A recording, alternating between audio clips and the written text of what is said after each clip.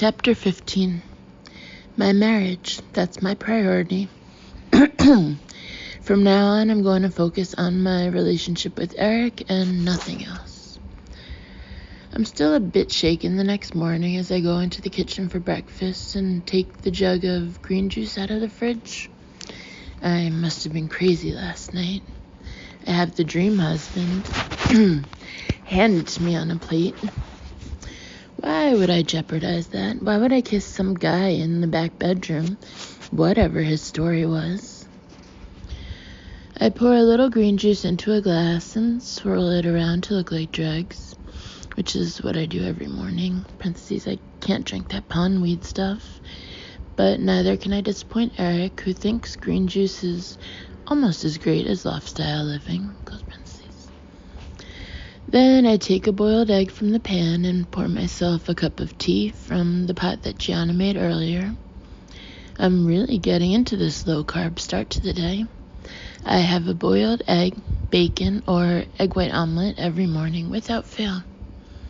And then sometimes a bagel on the way to work, just if I'm starving. As I sit down, the kitchen seems calm and tranquil, but I'm still jittery. What if I had taken things further with John? What if Eric had found out? I could have wrecked everything. I've only had this marriage for a few weeks, and already I'm risking it. I need to cherish it like a yucca plant. Morning. Eric breezes into the kitchen in a blue shirt, looking ebullient. I'm not surprised. Last night's lunch was the best they'd ever had, apparently. Sleep well? Great, thanks. We're not sharing a bedroom yet, nor have we tried sex again. But if I'm going to cherish my marriage, maybe we should be getting more physical. I stand up to get the pepper and brush deliberately against Eric. You look great this morning. I smile up at him. So do you. I run my hand down his jawline.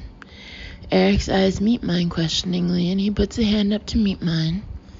I glance quickly at the clock. There isn't time, thank goodness. No, I didn't think that. I need to be positive. Sex with Eric is going to be great. I know it is. Maybe we just need to do it in the dark and not talk to each other. How are you feeling? Eric says with a cryptic little smile.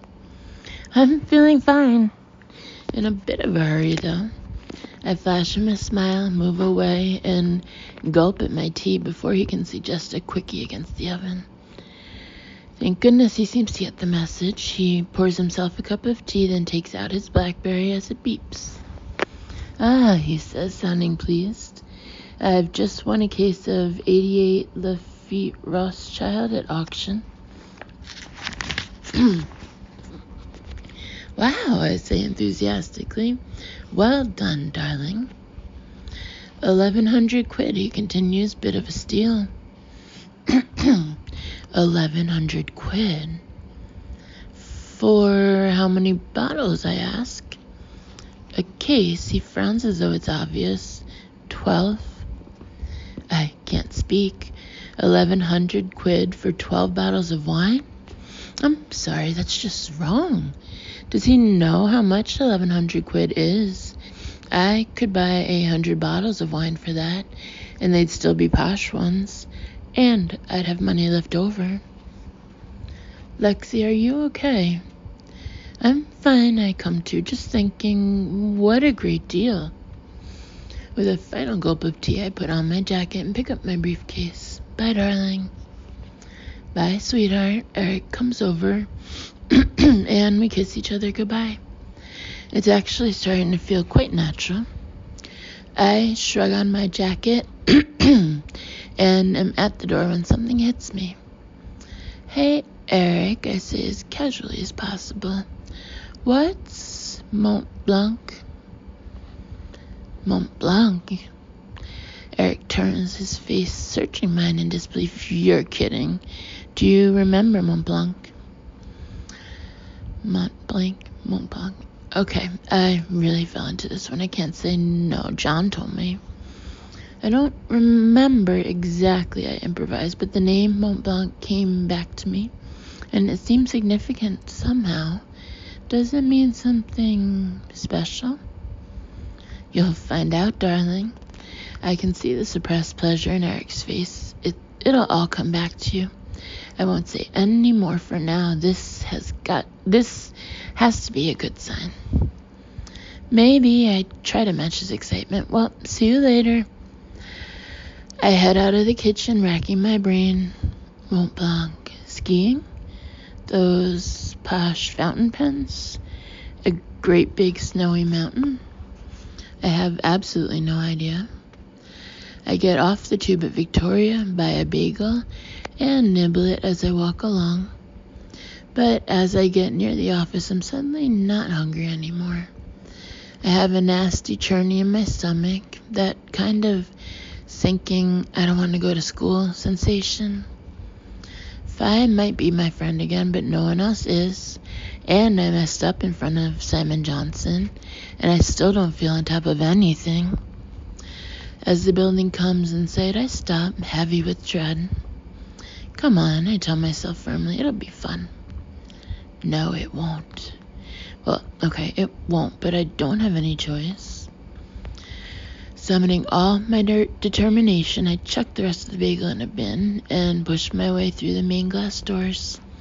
I head straight up to my office without bumping into anyone, sit down, and pull my pile of papers toward me.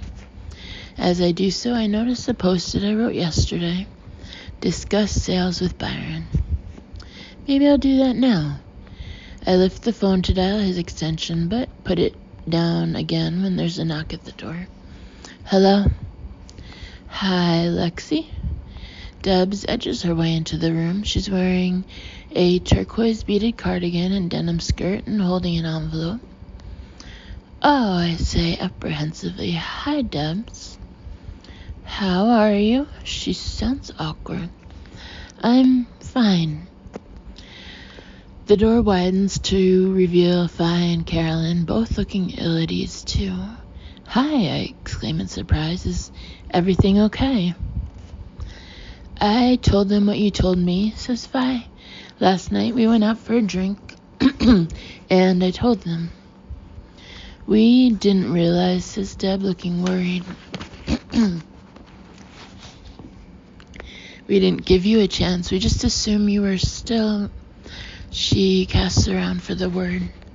A power-crazed nightmare, supplies Carolyn, deadpan. We feel bad, Deb bites her lip as she looks at the others, don't we? Don't worry, I force a smile, but all of a sudden, as I regard the three of them, I feel more lonely than ever.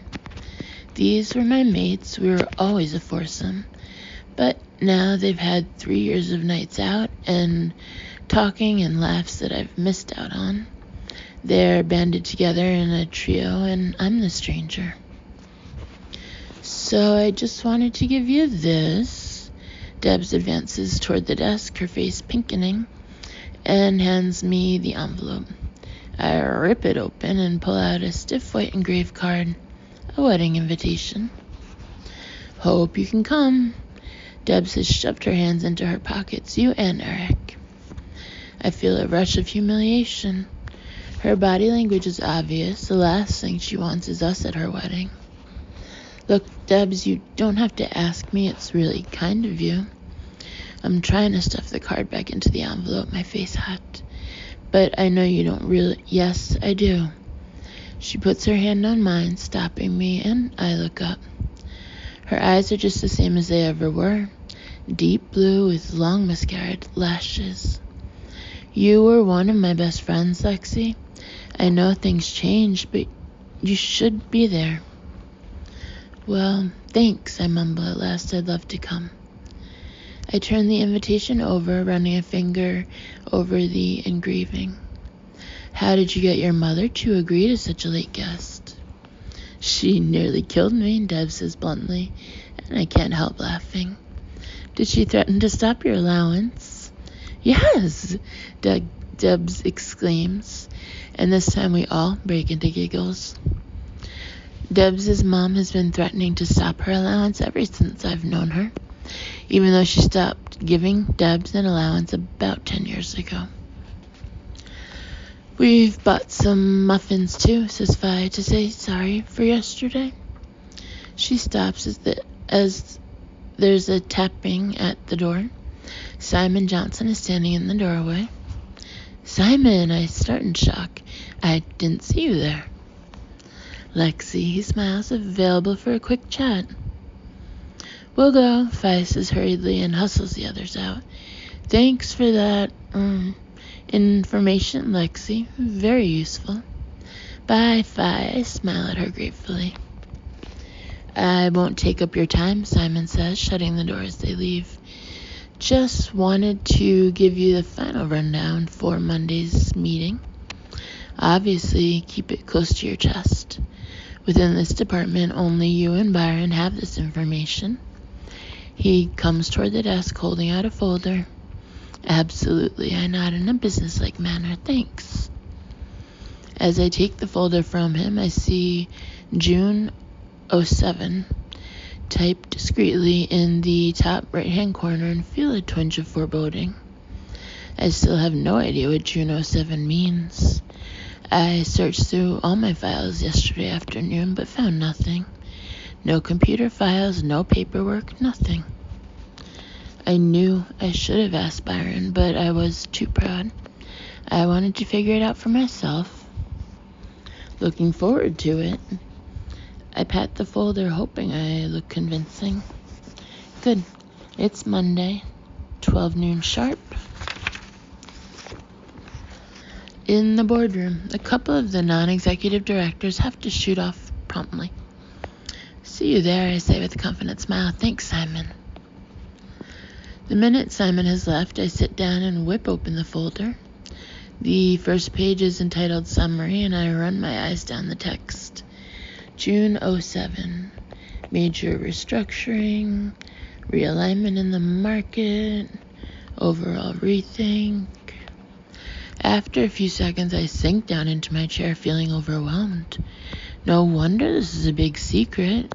The whole company is being changed around. We're acquiring a home technology company. We're amalgamating several departments. I flick my eyes farther down. Context of its current sales performance. Plans to disband. What? I read the words again and again. My spine has gone cold. I'm frozen on my chair, reading the lines over and over. It can't mean what I think it means. With a surge of adrenaline, I leap to my feet and hurtle out the door and down the corridor. There's Simon by the lifts talking to Byron. Simon, I'm gulping air in my panic. Could I possibly have a quick word? Lexi, as he looks up, I can see a wrinkle of irritation in his brow. Hi, I look around checking there's no one around to overhear. I just wanted to clarify a couple of things. These plans to disband the flooring section, I tap the folder. You can't really mean. She's finally twigged. Byron folds his arms, shaking his head with such amusement that I want to punch him. He knew about this? Simon sighs. Lexi, we've been through this many times, as you know. It's a tough market out there. You've done marvels with your sales force. We all appreciate that. And you yourself will be rewarded, but the department is unsustainable. But you can't get rid of flooring. Deller Carpets is all about flooring. This is how the company started. Keep your voice down. Simon snaps sotto voce, glancing around the floor. All the pleasantness has disappeared from his veneer. Lexi, I cannot have this level of disruption. It's highly unprofessional. But there's nothing to worry about. You and Byron will both have new roles in senior management. It's all been worked out very carefully. I don't have time for this. The lift arrives and he steps into it. But Simon, I say desperately, you can't just fire the whole department. It's too late. The lift doors have closed. It's not called firing. Byron's sardonic voice comes behind me. It's called making redundant. Get your terms right. How can you just stand there? I wheel around, incensed. And how come I didn't know anything about this? Oh, didn't I tell you? Byron clicks his tongue in mock self-reproach. I'm sorry, Lexi. It's hard to know where to start when you've forgotten. Let's see. Everything. Where are the files? Why didn't I see this before? I may have borrowed them. He shrugs and heads toward his office. Ciao. No, wait. I push my way in behind him and close the door. I don't understand. Why are they axing the department? Have you looked at our sales recently? Byron rolls his eyes. They went up, I retort, before I can stop myself, already knowing this is the wrong tack. By 3%, Byron says scoffingly. Lexi, carpet is old news. We've failed to penetrate the other flooring markets. We've only got a couple of contracts to see out. Face it, the party's over. But we can't just lose the department. Those original carpet designs are classics. What about rugs? Byron stares at me incredulously for a moment, then bursts into laughter. You're hilarious, you know that? What? You do know you're repeating yourself. You said all this at the first crisis meeting. We could make the carpets into rugs. He imitates me in a shrill voice. Give up. But they'll all be out of a job, the whole team. Yeah, shame. He sits at his desk and motions toward the door. I have work to do. You're a bastard, I say, my voice shaking. I stride out of his office and slam the door, still clutching the folder, breathing harder and harder until I think I might hyperventilate. I have to read all this information. I have to think. Lexi! My head jerks up, and instinctively I clasp the folder closer to my chest. Fi is standing at the door of the main flooring office, beckoning me. Come in, have a muffin. For a moment I just stare speechlessly at her. Come on, she laughs. Simon Johnson's gone now, hasn't he? Yes, I say huskily, he has. Well, come on then, we're all waiting. I can't refuse. I have to appear normal. I have to appear friendly, even though I'm in a state of meltdown. Fi grabs my arm, and as I follow her into the main office, I feel an almighty shock. A banner has been strung up between two window latches reading, Welcome back, Lexi. A plate of fresh muffins is on the filing cabinet, along with an Avita gift basket. We never gave you a proper welcome back, says Fi, her face slightly pink. And we just wanted to say we're glad you're okay after the car crash. She addresses the room. To those of you who didn't know Lexi way back when, I just want to say that I think this accident has changed things. I know she's going to be the most fantastic boss, and we should all get right behind her. Here's to you, Lexi. She lifts her coffee mug and the whole room breaks into applause. Thanks, everyone, I manage. My face puces. You're all great. They're all about to lose their jobs. They have no idea. And they've bought me muffins and a gift basket. Have a coffee. Fi brings a mug over. Let me take that folder for you. No, I gasp, clutching it tighter. It's fairly confidential. It's all our bonuses, isn't it? Deb says with a grin.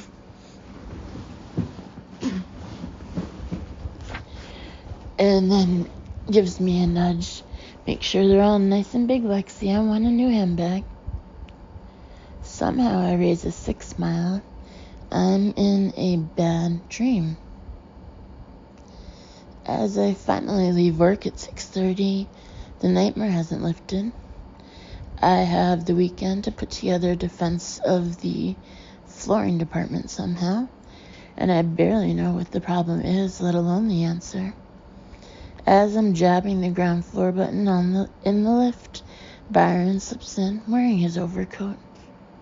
Working at home. He raises his eyebrows as he sees my stuffed briefcase. I have to save the department, I say shortly. I'm going to work all weekend until I find a solution. You have to be kidding. Byron shakes his head incredulously. Lexi, haven't you read the proposal? This is going to be better for you and me. They're creating a new strategic team. We're going to have more power, more scope. That's not the point. I cry in a blaze of fury. What about all our friends who won't have anything? Sob, let me just mop up my bleeding heart, Byron drawls. They'll find jobs. He hesitates, eyeing me closely. You know, you weren't bothered before. Takes a second or two for his words to register. What do you mean? Before you had that car crash, you were all for getting rid of flooring. Once you saw your new package, more power for us, more money, what's not to love? A coldness creeps over me. I don't believe you. My voice is jerky. I don't believe you. I would never have sold out my friends. Byron just looks at me pityingly. Yeah, you would. You're not a Saint, Lexi. Why would you be?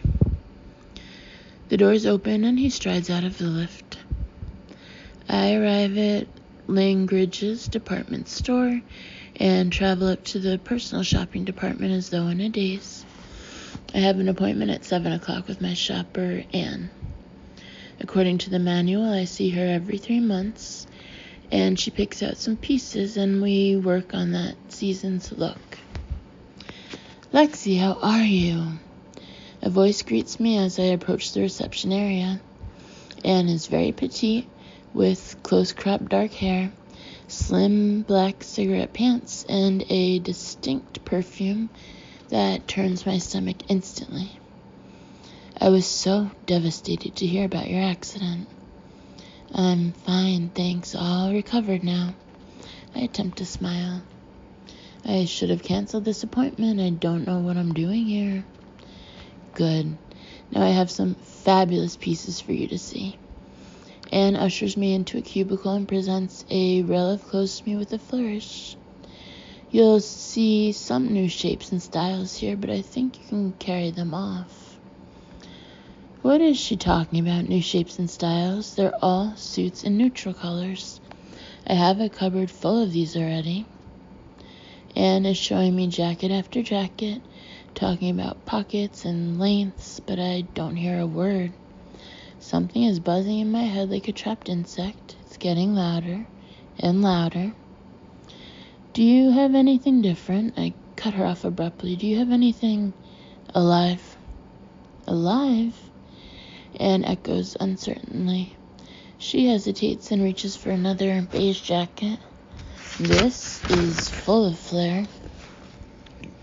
I stride out of the cubicle onto the main shop floor, feeling like I need to gasp for air. Blood is rushing in my ears. I feel a bit deranged, to be honest. I seize a purple mini dress with bright splotches on it. This is great. I could go clubbing in this. Anne looks like she wants to pass out. Lexi, she says at last, that's not what I would call your style. Well, I would. Defiantly, I grab a silver miniskirt and this.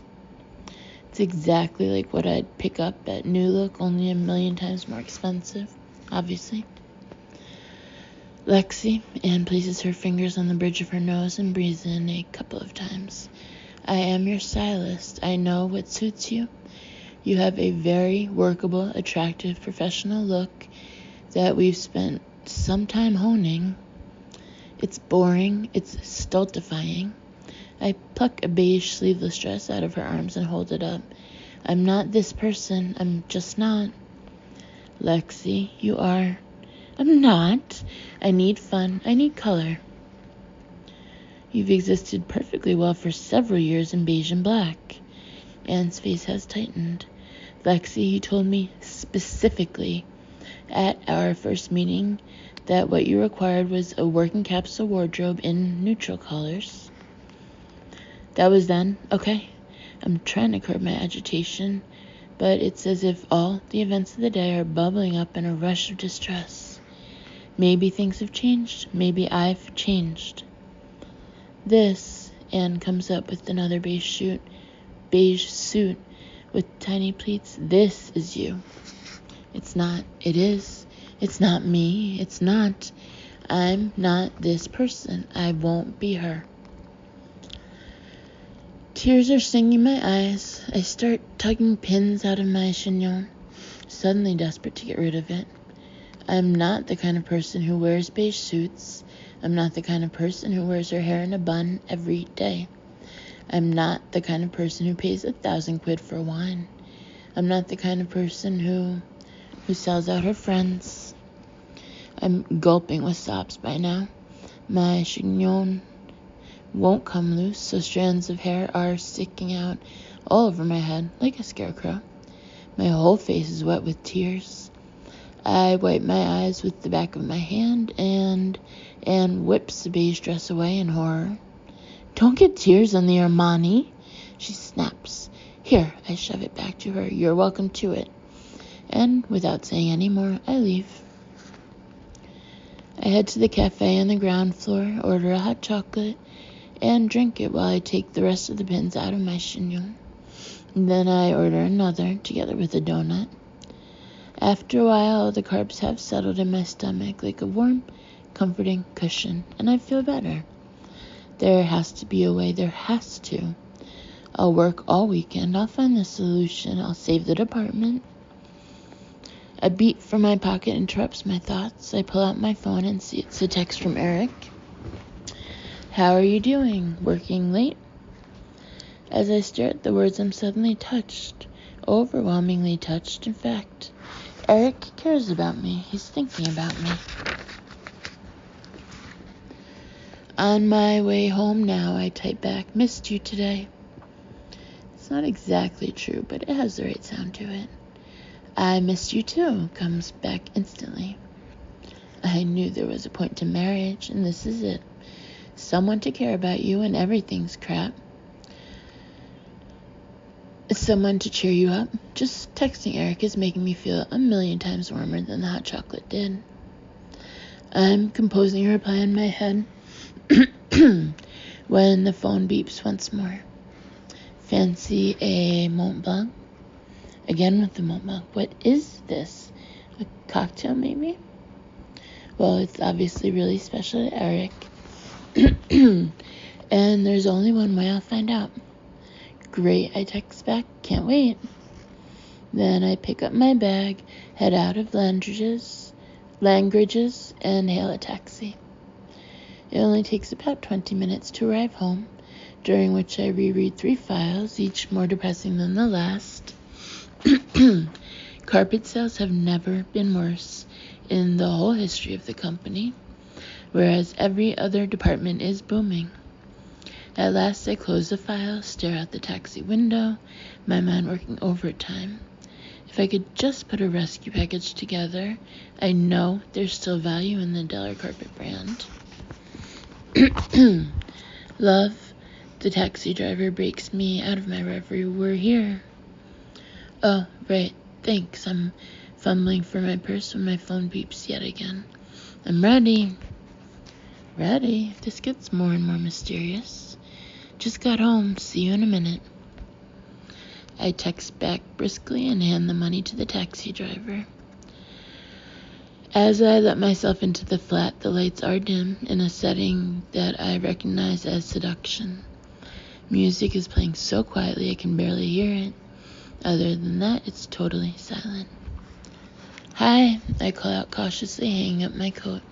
Hi. Eric's distant voice seems to be coming from the bedroom. My bedroom. Well, I guess officially our bedroom. I check my reflection in the mirror and hastily give my disheveled hair a comb.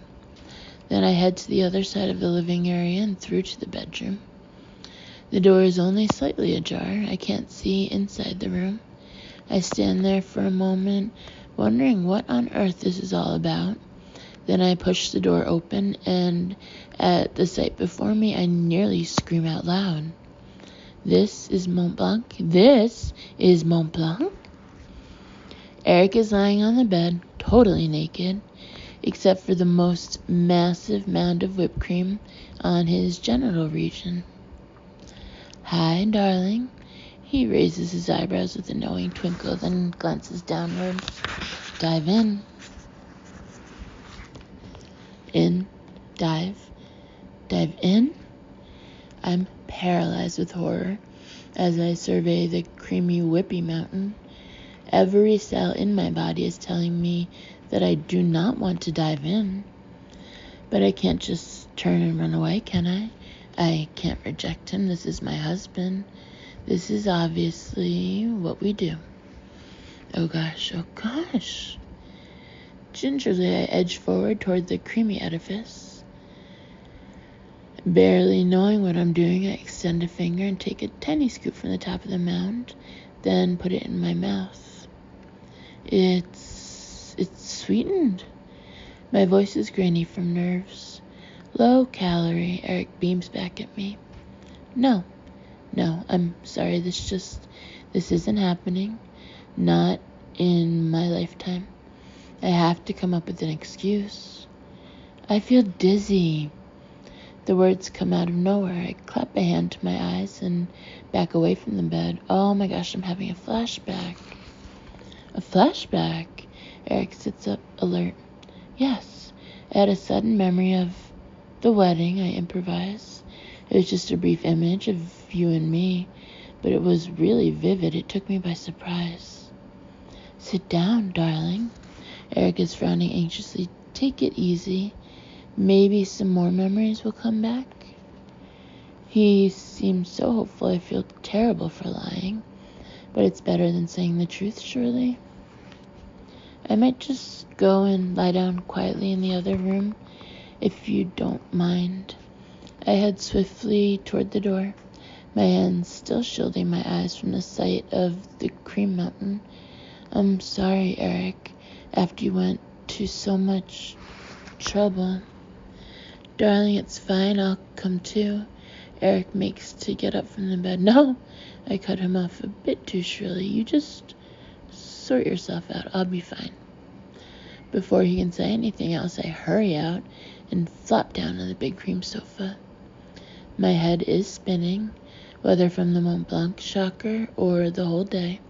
I don't know. All I know is I feel like curling up under a duvet and pretending the world doesn't exist. I can't cope with this life of mine, any of it.